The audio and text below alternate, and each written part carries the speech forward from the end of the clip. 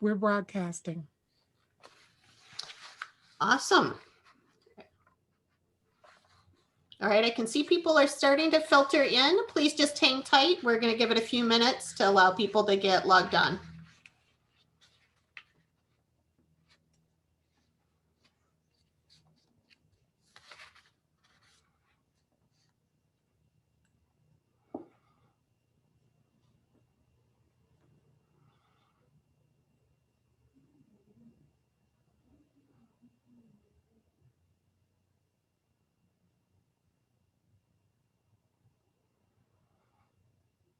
Welcome to those of you who are just joining us. Please just hang tight. We're going to give it another minute or two to allow people to get logged on before we get started.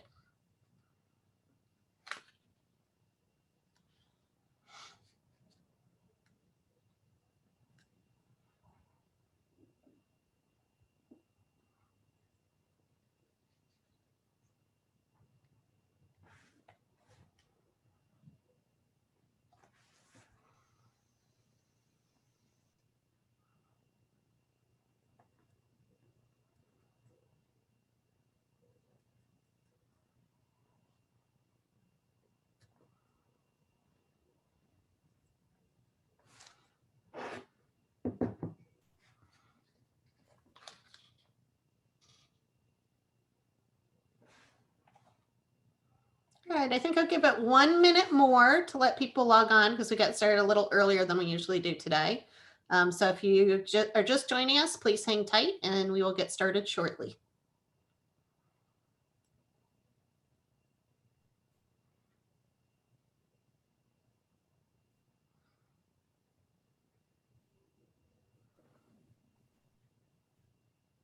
Joana, my video has been blocked.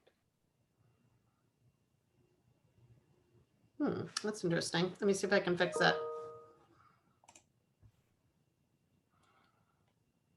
Chuck, you mean like you want it on, but it Yeah, it just says unable to start video weird. because the host has stopped it. Huh. All right, now I got to start. There we go. We're back. Okay. Okay, great. Glad we figured that out. All right, I think we'll go ahead and get started. Hi, everyone. My name is Hilary Godwin, and I'm Dean of the University of Washington School of Public Health. And welcome to our special 50th anniversary themed webinar. I wanted to particularly welcome our alumni who are able to join us today, and also to give a warm welcome to any new or returning students who are able to join us, along with faculty, staff, and friends of the UW School of Public Health.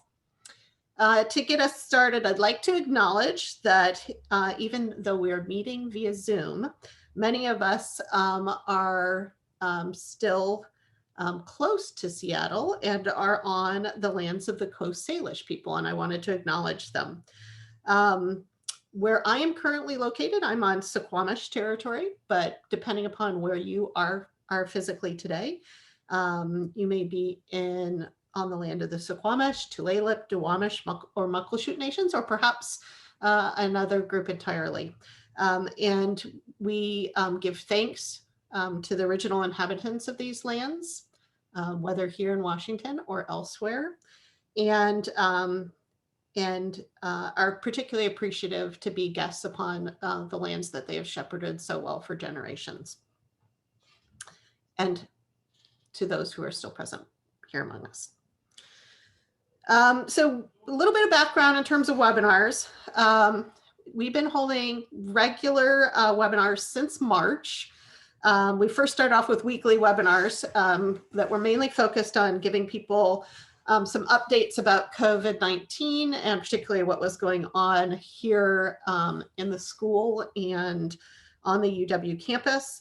And we've switched to doing them roughly every other week, just because people are starting to have Zoom fatigue, and also trying to leverage them for other topics as well, like the one for today, and help us stay connected as a community as we work and study remotely during the pandemic.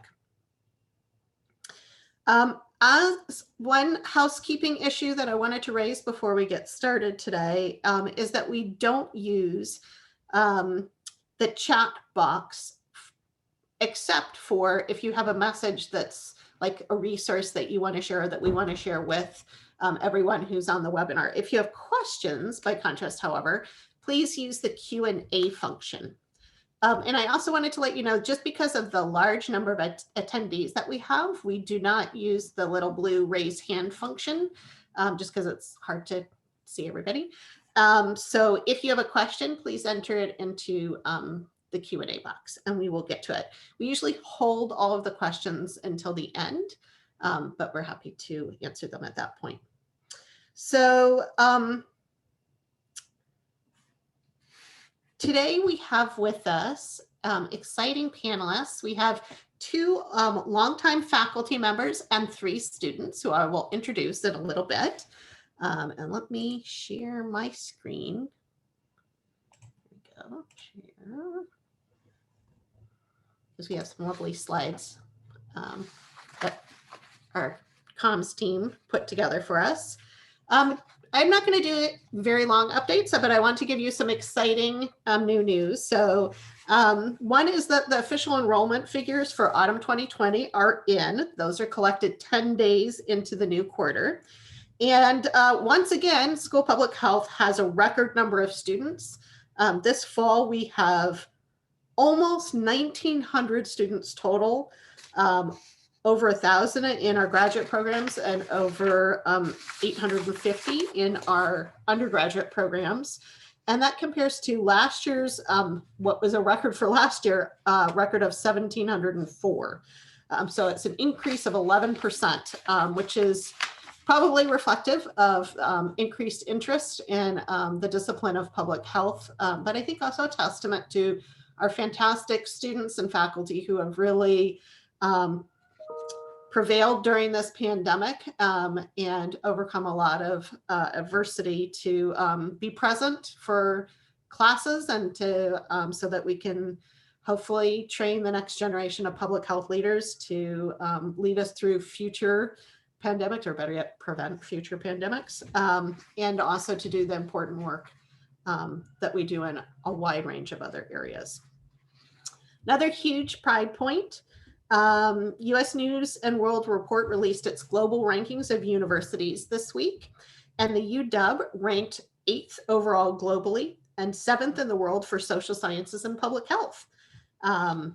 And number 3 in the world for public health at public institutions. So those are all great. We're super proud of that. I also wanted to give a shout out to our 3 fantastic faculty who were elected to the National Academy of Medicine this week. They are Patrick Higgerty, Joel Kaufman, who many of you know from not only his incredible research career, but also that he served as interim dean prior to my arrival, and we were super grateful for that. And also Sean Sullivan, who's the dean of the School of Pharmacy, but has an appointment in our Department of Health Services.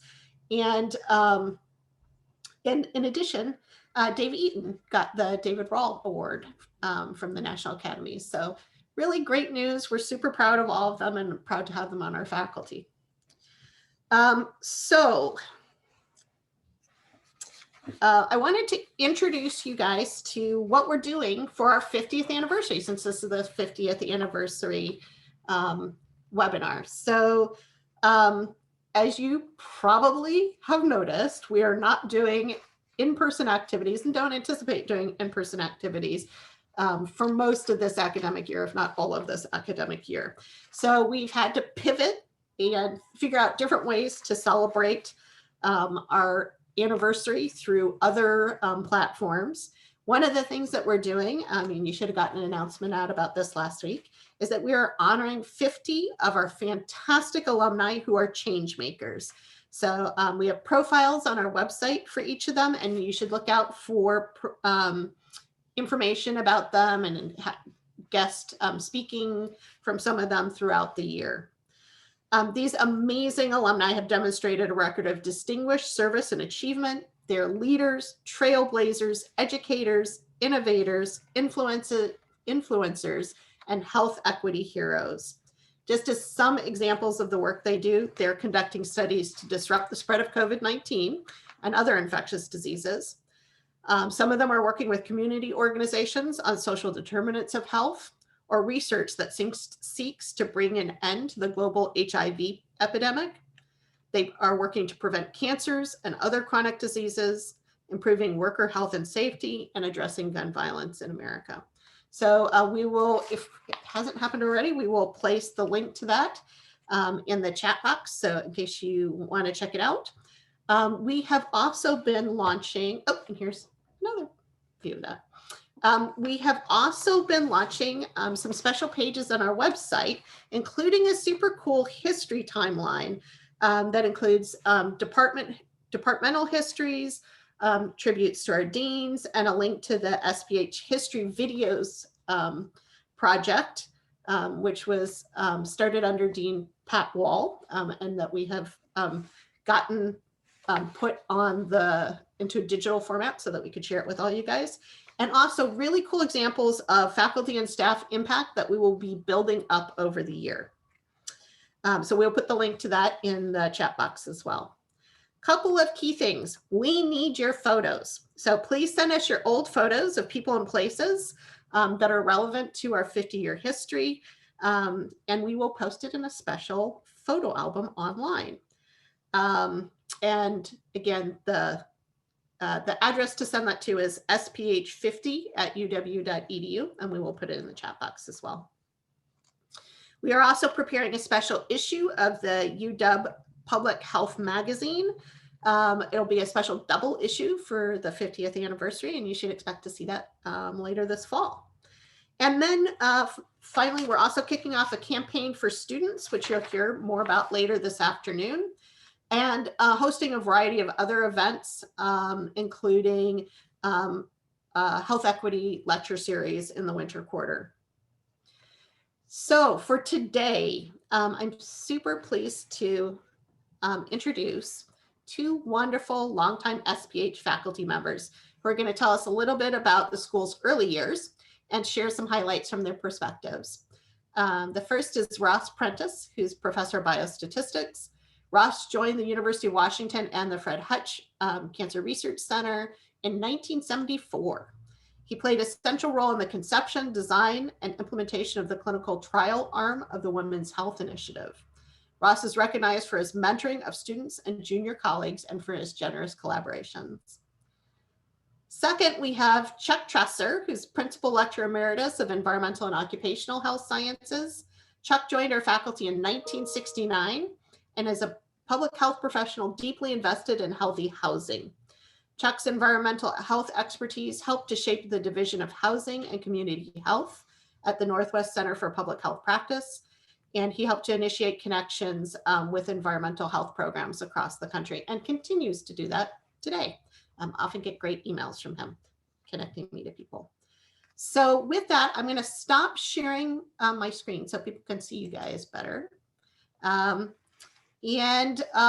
just to get us launched, Ross, Chuck, or both of you, can, what can you tell us briefly about how the school was formed out of the School of Medicine and the previously existing Department of Preventive Medicine? Who would like to go first, Chuck? Would you like to proceed?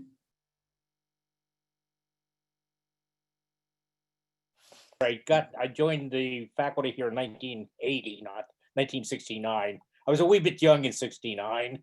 Actually, I was on checkers are wrong. I'm so sorry, Chuck. I didn't mean to. Well, that's all right. 1969, I was on an all-expense paid vacation to the lovely tropics of Vietnam, confluence of Uncle Sam. But when I got back, I got a job with the Allegheny County Health Department in Pittsburgh, and spent 7 years going from a health inspector to an administrator of the department, and then came to the UW to manage a continuing competency education program, and that's where I found out about the history. And my primary work was with the undergraduate students, and the undergraduate program in our school of public health, or the Department of Preventive Medicine, dates back to 1947, when Al Green, who was a public health engineer, started the undergraduate program. John Fish, who later became the director of our environmental health and safety, and Jack Hatlin were two of the first members of the first class. And Jack has been and continues to be a valued colleague and friend. And he was my mentor for most of the years that I have been here. But that was in the Department of Preventive Medicine. At some point along the line, School of Medicine decided that it would be more appropriate for an undergraduate program to be in the College of Arts and Sciences, and it was transferred up there. Probably the seminal event was the hiring of Dr. Tom Grayston to chair the Department of Preventive Medicine, and later became the Vice President for Health Sciences. It was through his pushing and effort that we left the School of Medicine as the Department of Preventive Medicine and joined or became sort of the nucleus of the new School of Public Health in 1970. And Ross, you might want to take it over from there. You're muted, Ross. Thank you.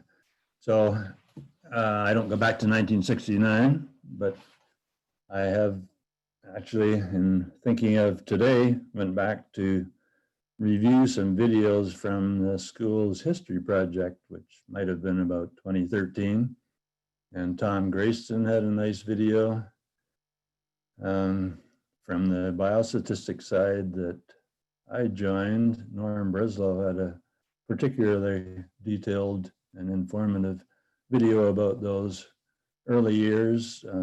So those are really a nice record. And so I think the movement from a Department of Preventive Medicine in the medical school to the School of Public Health was really quite crucial to the success that the school has enjoyed. Not that there's anything wrong with the medical school, but the autonomy needed, the control that's needed of resources, especially space, really translate to needing schools of public health. They tend to, the goals can be fairly different from a medical school, although they overlap. But the ability to chart your own courses really requires that you have a school and be able to do faculty recruitment and get to keep your own indirect costs and all those things. So when I joined in 1974, it was because this glimmer in Bill Hutchison's eye for a cancer research center here had occurred. And I had met Norm Breslow and Polly Feigl actually at an event the first time I was in Seattle. I think it was 1972. We had a nice skiing trip in Utah on the way there. And medicines for clinical trials, and got to know Norm particularly a little bit. I was spending a year away from my post at the University of Waterloo in Canada, where I was on the faculty with Marvin Zillen in Buffalo, in the group that subsequently became Harvard Biostatistics, one of the real strong groups in the country. And when this cancer center was getting started up, they asked Marvin who they should recruit, and Marvin recommended me. Donovan Thompson, who was then the chair of biostatistics, I think in 1972, and a wonderful leader, and set the tone for our department and beyond. Certainly our group at the Hutchison Center also invited me out. What did Donovan do? Well, Donovan was going to be away that week, and his wife Georgia, so he gave me and my wife his house and car, so we could do house hunting in style. So that's the kind of environment I encountered. I actually didn't know much about. That's because I knew next to nothing about public health at the time. But this provided me with an environment where I could pursue interests. I had an interest in medical statistics already.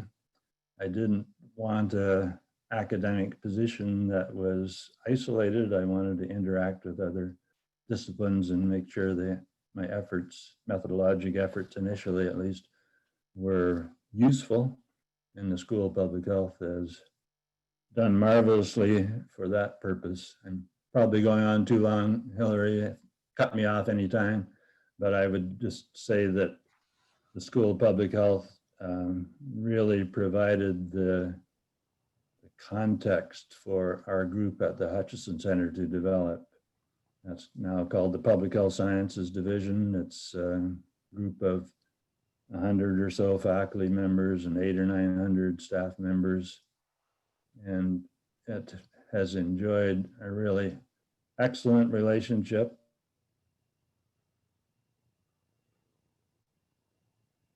Especially epidemiology and biostatistics, but also with environmental health and health services. So it's a real success story. It doesn't happen by chance. Doesn't happen in a lot of other cities that a major university and an upstart freestanding research center would be able to collaborate. It's been somewhat different in the different components of the Hutchison Center, but in the public health area, it's been really marvelous. And the ability to be a regular faculty member in the School of Public Health for these 46 years has been a great boon to my career and collaborations. I'll stop there. Okay, awesome. I'm going to come back to that, but right now I'm going to direct a question at Chuck. Chuck, so lots of schools of public health begin with terms like sanitation and hygiene in their title. And Mike Yost never fails to remind me that there was a Department of Environmental and Occupational Health Sciences here at UW before there was a School of Public Health. So I thought maybe you could tell us a little bit about the history of the environmental health program and how that merged into the school. Certainly. As I mentioned already, the undergraduate program in environmental health dates back to 1947, which I think makes us the oldest environmental health academic program in the nation. I'm not aware of any program that is as old as ours.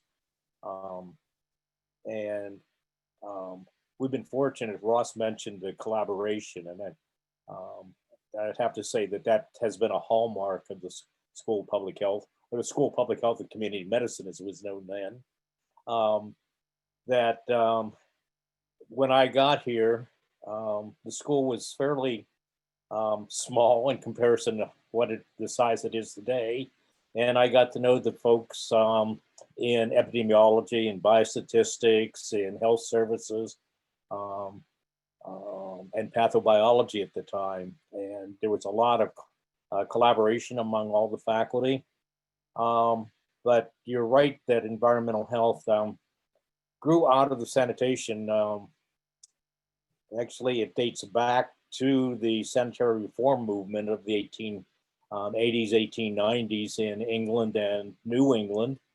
And even today, if you talk to most health officers across the nation, the area that they are least comfortable with and it causes them to lose sleep at night is environmental health. The problems that come up are sewage systems, drinking water, air quality, foodborne outbreaks, vector control problems. Healthy housing has become, and recently the whole issue of not having housing, the homeless situation has become critical. In my career, I have seen the field expand from basically doing on-site sewage inspections and restaurant inspections to including things like emergency response and preparedness, dealing with homeless, dealing with housing situations, toxic substances. Matter of fact, when I got here in 1980, we were just beginning to build a world-class toxicology program. Gil brought in Sheldon Murphy and Lucho Costa and other toxicologists, Dave Eaton, and so on, Lane Faustman, Kurt Omachinsky, and really put the University of Washington, the School of Public Health, and the department on the map nationally and internationally for the strength of our toxicology program. To the extent that we tended to forget about all the biologic agents in the environment until we had Ebola virus, West Nile virus, and now SARS-CoV-2. And so again, we have dealt with a lot of these issues over the years, but we're still constantly facing challenges. And I imagine there's going to be new challenges within the tox area. There's going to be new challenges in the area of biology, microbiology, and let's not leave out the physical agents, radiation, natural or man-made, gravity, particularly as we look at alternative energy sources and so on. So the school has a proud history of being involved in all of these issues. We've had fantastic faculty and colleagues. And again, I want to go back to the fact that we've worked so well across disciplines, across various sciences, and working together has been really the hallmark of this institution. Thanks, Chuck. So speaking of working together, Ross, when I first came and I went around and asked the department chairs, I did the standard start, stop, continue thing of, what should we stop doing? What should we start doing? What should we continue? I got a resounding continue to be good partners with the Hutch. And I think the term that was used was do not break our fabulous relationship with the Hutch, which I have endeavored to try and respect and make sure that I'm promoting that relationship. But what advice do you have for us sort of as a school looking at our next 50 years of things that we might look to in terms of how to preserve that fantastic relationship that we have with the Hutch and with other organizations, the VA, other groups, in terms of as we think about our future as we move forward in this field? Thank you, Hilary, and thank you for the attitude that you bring to that collaboration. So there's no substitute for adequate communication forums, and for quite some years, the heads of our programs at the Hutch in public health sciences and the chairs, the department in the school and the dean, we meet about twice a year and just describe what's new and what might be coming and what we might do together. That dropped off a bit under Howie's deanship, but it's really something I think is quite important. As groups get larger, it's just all too easy to think that there's greener pastures on the other side of the street, and usually there aren't, but at least, or you can work together to make sure they're nice and green on both sides of the street. And Pat Wall, I think, as dean, was really fantastic at that job, but using, for example, some, I think, modest differential in faculty salaries that had arisen in favor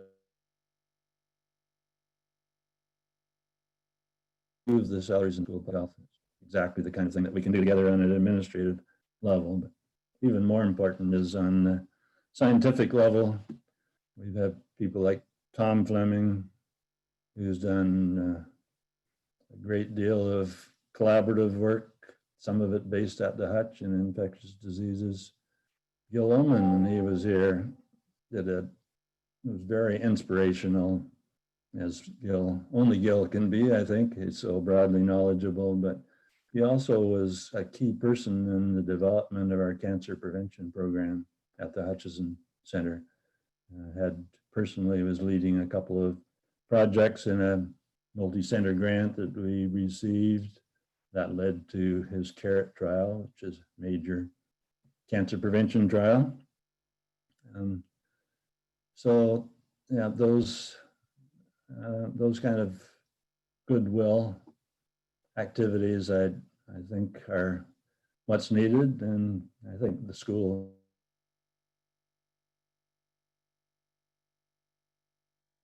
forums for keeping people in touch with each other, and nice to see those continuing. And I don't know that much about this other major collaborations of the school. I do know something about the group health setup. I was on their board for some years for their research component.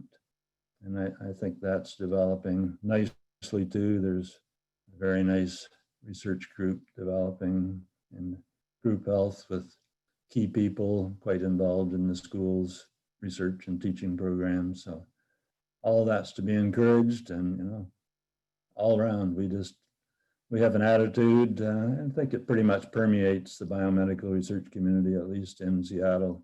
People expect to work together. It's not a competitive environment where we try to shield our ideas from others. It's quite the opposite. And so that openness is really crucial. And we have some great mentors that have there was, for me, a great example of that openness. We were a small department that I joined in 1974, but we knew everything about what was going on, including each other's salaries, and did avoid some misconceptions arising. It means you deal with the issues early rather than letting them fester. So anyway, I don't know if that answered your question, but yeah, and you remind me, I see Garnet's online too, and so Garnet, I'll be in touch about setting up the next iteration of that leadership team meeting, because I think we're on point for hosting in the Zoom environment, the next one. So thank you guys so much. We're going to shift over to, we only have this 1 hour, but we're going to shift over to the students now. But I really appreciate both of you coming on, and please do continue to send in pictures and add stuff to the timeline, which is interactive. We'd love to hear more. A pleasure, Hilary. Thanks. One additional thing, Yeah. Because as important as our collaboration with the research and the science has been, the other hallmark of the school has been our collaboration and partnerships with our state Department of Health, with the Centers for Disease Control and Prevention, and particularly with our local health departments. Totally agree. Across the school, health services, environmental health, epidemiology, that has really been a hallmark of this school. Yeah, and that has always been true, but never more so than now.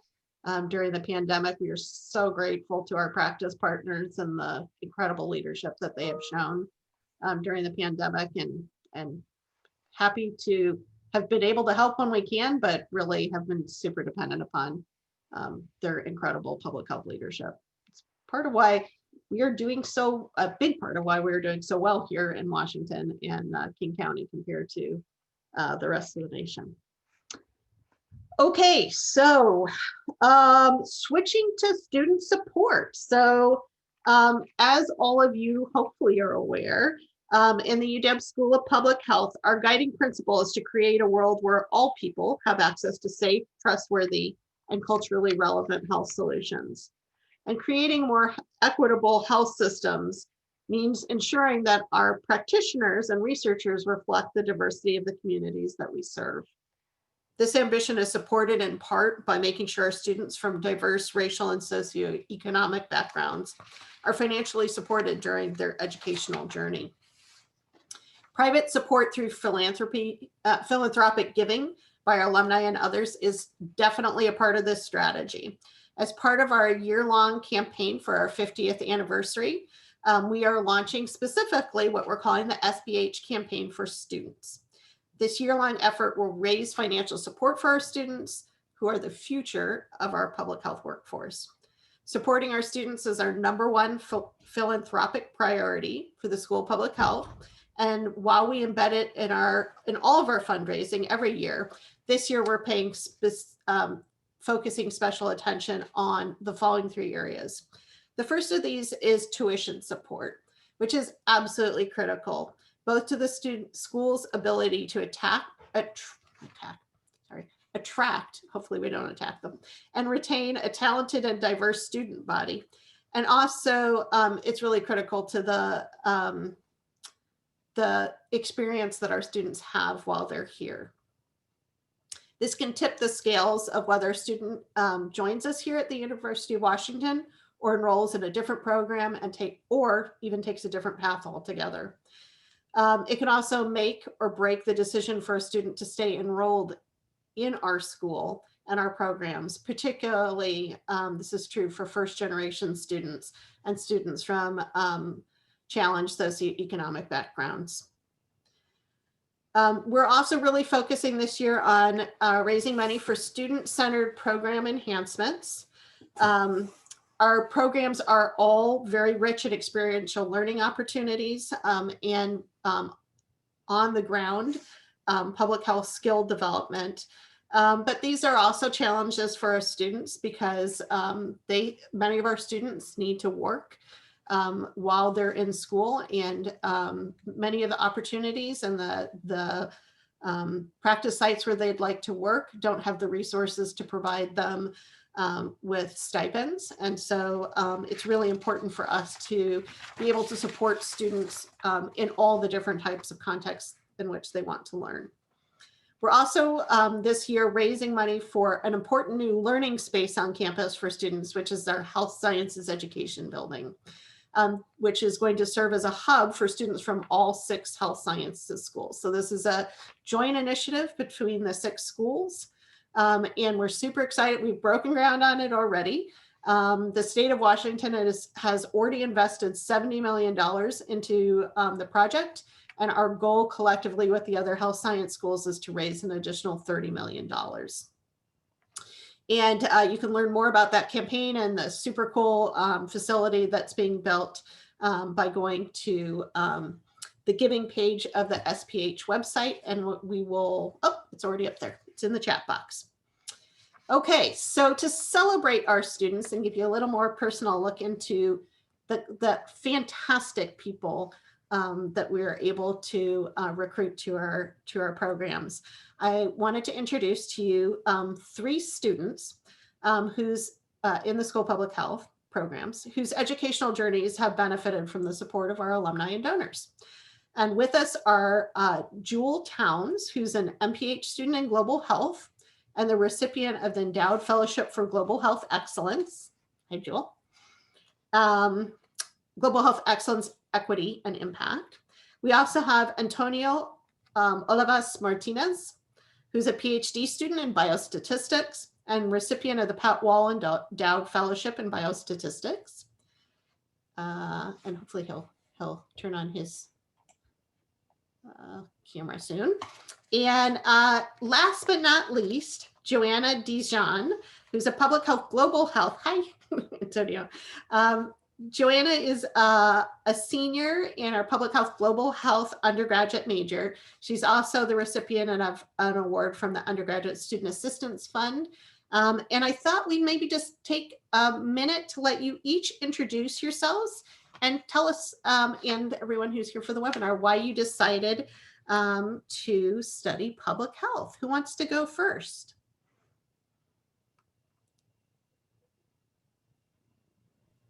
I think I could jump into it if that's okay. Thank My name is Joana. I go by the pronoun she, her.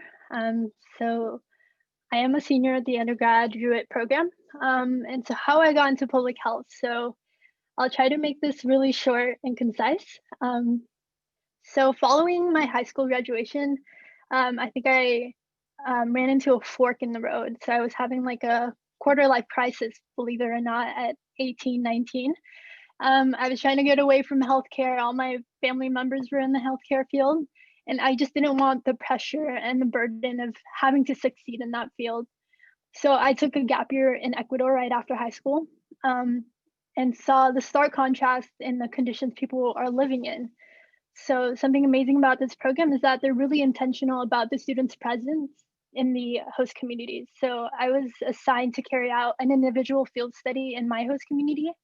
And so one day I found myself sitting in a mobile clinic, talking to local health providers about, inadequate provision of resources and services on top of the culture barriers between the indigenous and non-indigenous peoples, non-indigenous being mostly the makeup of the healthcare system in Ecuador.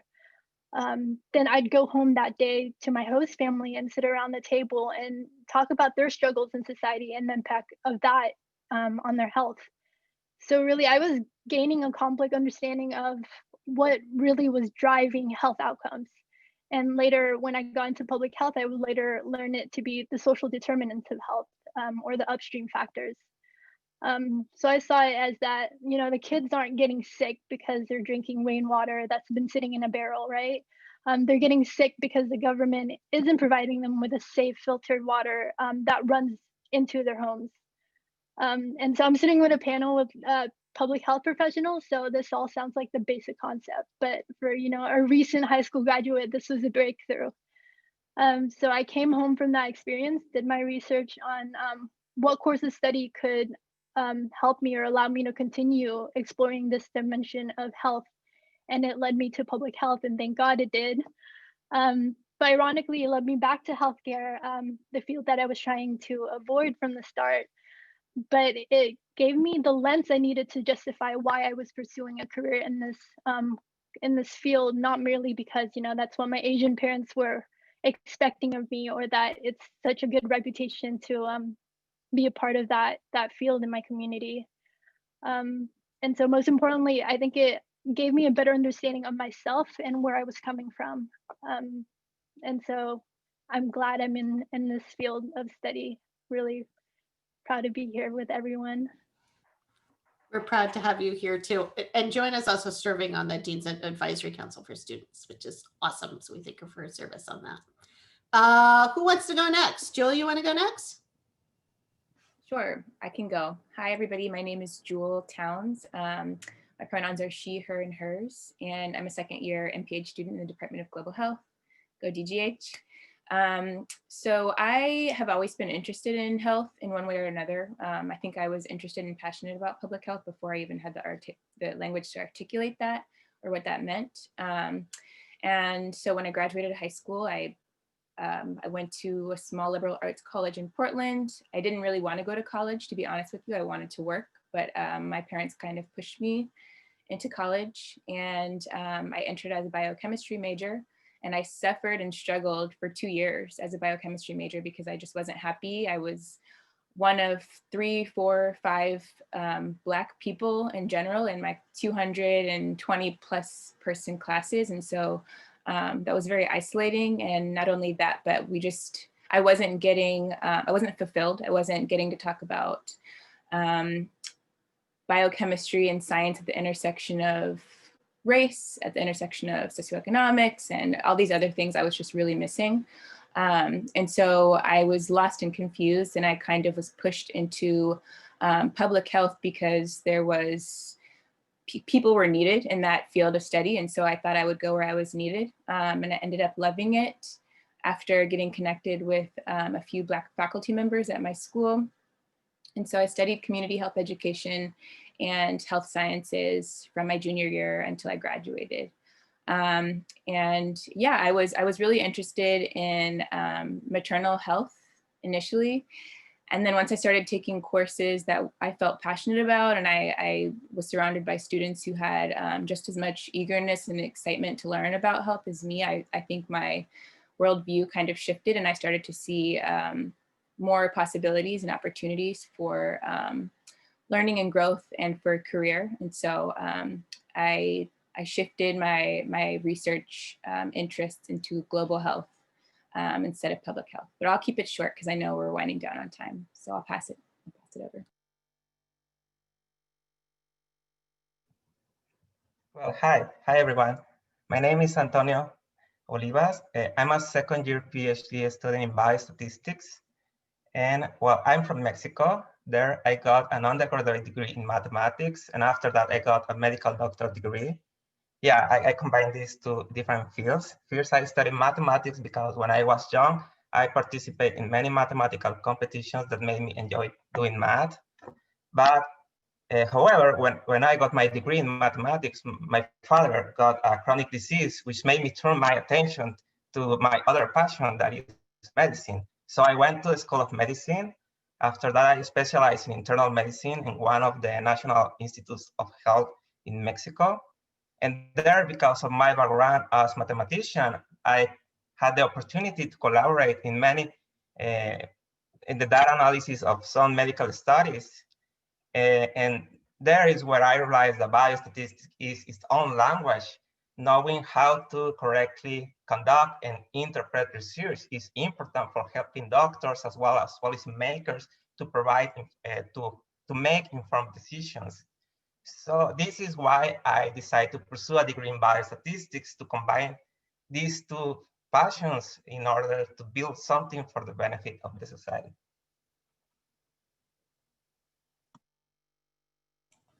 Thank you, guys.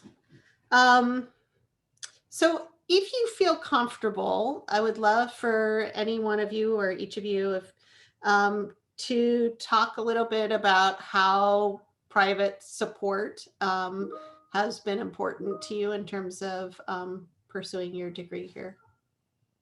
Again, I'll sort of open it up and let whoever wants to speak, or if you don't want to speak, we'll move on to something else. Yeah. Okay. Well, for me, receiving private support made it possible for me to be here. I started last year here in UW as a master's thesis student, and this was possible because I received a strong financial support from the university. I received the Padwell and Doe Fellowship in Biostatistics, but also a School of Public Health Excellent Award and a tuition waiver for my first academic year from the graduate school. In Mexico, the resources for supporting students to study abroad are very limited. So also having this financial support allows me to focus in my studies during my first year where I performed well. So I was invited to the PhD program. So for me, having this support has allowed me to be in one of the most prestigious schools of public health in the world. Thanks, Antonio. Joana or Juell, do either of you want to share something, or should I go on to the next question? I can say something Okay, a little go bit ahead. about it. So I'm an immigrant coming from an immigrant family. So when we got here, we knew nothing about the education system in the US. So all my siblings supported themselves through college, paid for their own tuition. And I think my mom got a divorce with my dad. I'm not sure if I'm allowed to say this, but it really did allow us to receive federal financial aid because my mom was a single mother in the state system. And so by the time I came to college, I had no solid understanding of the financial component of college. I barely applied to scholarships or programs that would support me financially. No financial literacy, didn't know how to start a savings account. But at 18, I was expected to figure all that out on my own. And what most people in my position would do is pull out loans because that's the only way I could afford college. Even that was a process I was totally unfamiliar with and totally unaware of the consequences and implications of student loans and how predatory they could be on students who are struggling. So I didn't start taking advantage of scholarships until very late into my college career. And part of that was that the idea of only super successful and accomplished students from disadvantaged backgrounds could get those scholarships, and that it was a rough competition and I wasn't qualified to join it. And so like receiving the undergraduate student fund helped me in numerous ways. One, that it took a bit of the stress off my finances, decreased my loans a little for that year, but it also gave me the confidence to know that there are actual people who are invested in my learning, that believe in me or see the potential in me and want to see me reach my goals. So as a student, knowing all that, you're inspired to perform better, not only in your classes, but in everything you do. And it also brought me to a space like this, one that I never imagined myself being in. So I'm really glad. Thanks, Joanna. That was so heartfelt. Thank you. I really appreciate it. Let's see how we're doing for time. Okay, we have 12 minutes left. I am not seeing any questions, audience, in the Q&A box. So I am going to ask another question, but I want to encourage you guys to put some questions in the Q&A box. It can be either for our students, they can be for Chuck and Ross, they can be for anybody, they can be open-ended. But in the meantime, I will ask our students another questions. So how about if you were talking to a prospective student about pursuing a degree in public health, what advice would you give them? And what would you tell them about your experience at UW?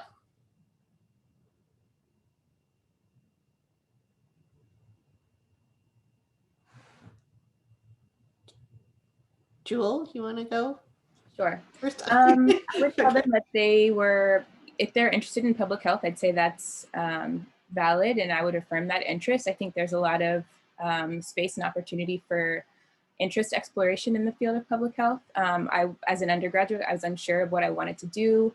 I had so many varying interests. I felt lost in this big sea of what was in front of me. And I think that with time, your interests will become refined and you'll find your niche, if that makes sense. But yeah, I think in particular, the University of Washington emphasizes interdisciplinarity and bridging fields that might not traditionally seem like they are relevant to one another. And I think that there's a lot of opportunity to build bridges from one field to the School of Public Health. And so I think that's something that I would give to a prospective student.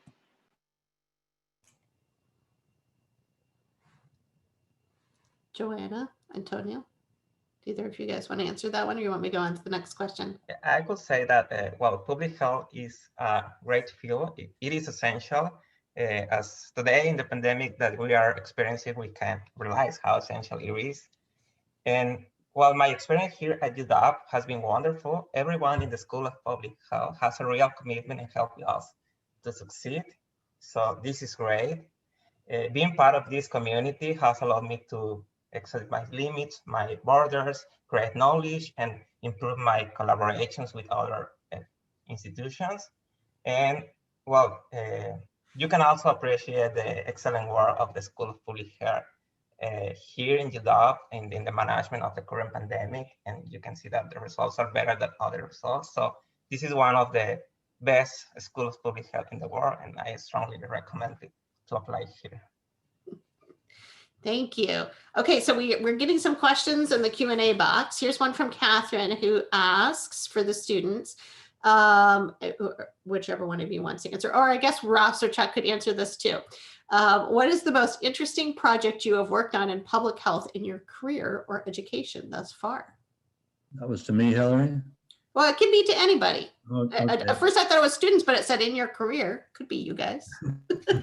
Feel free. All right, so I'll be quick, but Okay. could I begin by just acknowledging a couple of other people that Of were course. really crucial.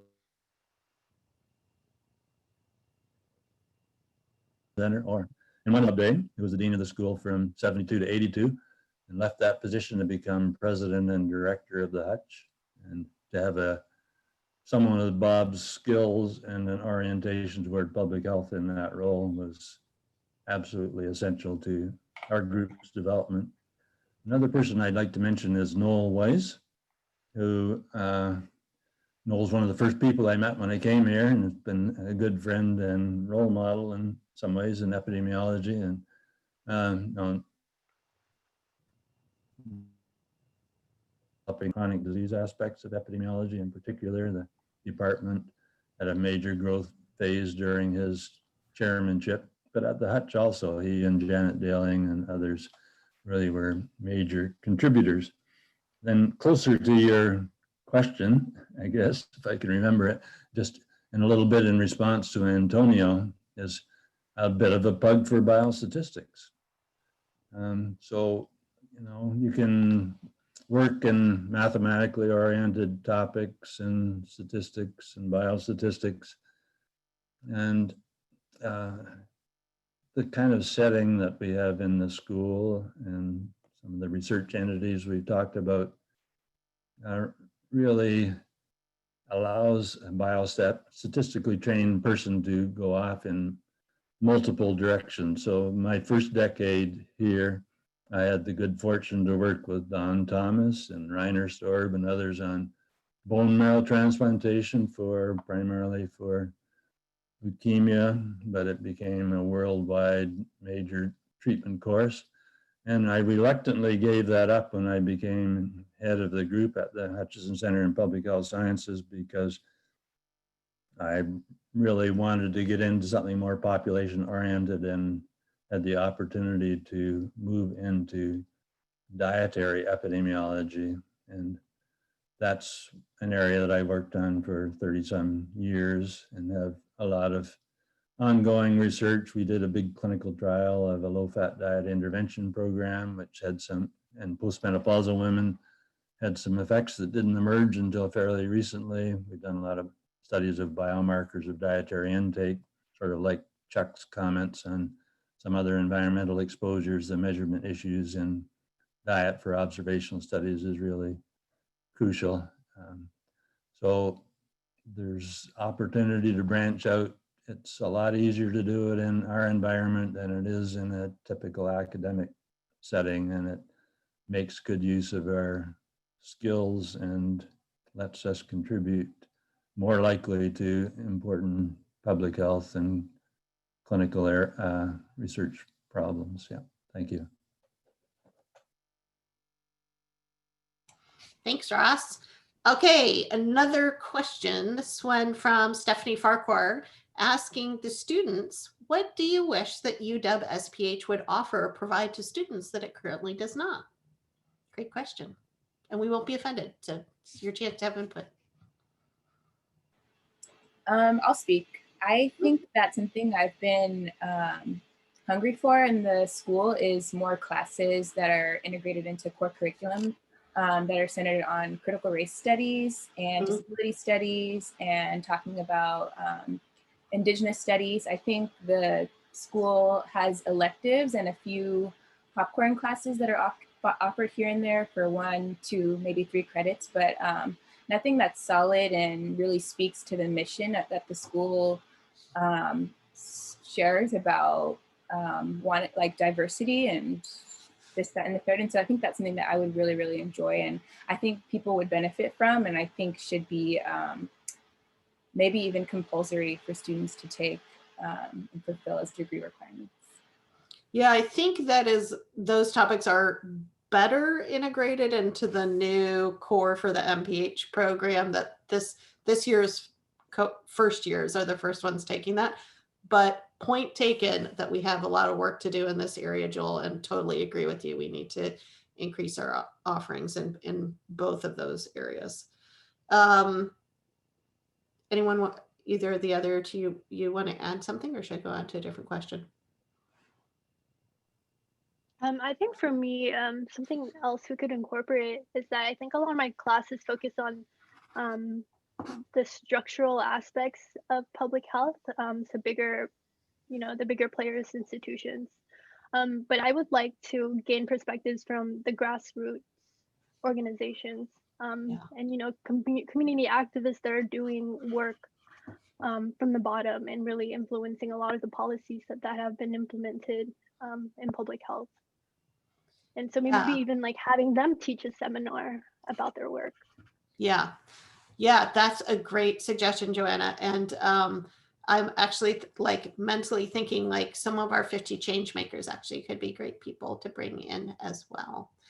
So we will look at those. I saw actually that one of our change makers, Amy Hagopian, asked a totally awesome question, which seems to have disappeared from my list, but that was about whether or not students felt like they had sufficient opportunities to work on what she calls orphan topics, but topics where there's not necessarily good funding for students, or just wanted to hear about that. I don't know if you guys have thoughts about that. She was thinking, so like when it's disappeared off of my screen now, so I feel like maybe I imagine this. Nope, there she is. Oh, there it is. Okay. So she gave the examples were, for instance, people who are interested in working on war in health, incarceration in health, people experiencing homelessness in their health. I don't know whether any of the three of you are interested in those topics, or if you're not, we can move on to a different topic. Sorry, what was the question in regard to that? The question was whether or not students are able to find support to work on projects that are in these important determinants of health, but aren't well funded in terms of like federal research grants or things like that, that normally we would rely on to support students. I would say from the undergrad perspective, this topic doesn't really come up in terms of funding for specific studies or issues that we're interested in doing research in. And I think that's like one critique I have is that I didn't get the hands-on experience until this quarter, actually, with my research methods and capstone project, where we were diving into how to develop our own research and how to carry it out. And I think starting early for me, especially being a transfer student, would have been amazing. And being in informatics right now, I'm deciding on minoring in that. They're doing a lot of heavy work with projects. And this is in the undergrad department where they're making sure we have enough in our, our portfolio to show future employees that we could dive into this right after undergrad and work in teams and carry out all these research projects. Yeah, so more project-based work earlier. Yeah. Okay, that's great. And Megan did answer Amy's question, I'm noticing, in that this is why it moved off of my screen, to say, yeah, those are all sorts of things where tuition support in general for students, and I would agree with this, allows students to have flexibility to pursue the things that they're passionate about, as opposed to having to take on a assistantship in order to support themselves, even if it's not specifically the area that they're interested in. So with that, wow, we have reached the top of the hour. Thank you guys so much, our three fantastic students, and also Chuck and Ross. And thank all of you who joined us for this hour. Keep your eyes peeled for more emails from us about this and other topics, and happy 50th anniversary, School of Public Health. Thank you, Hillary.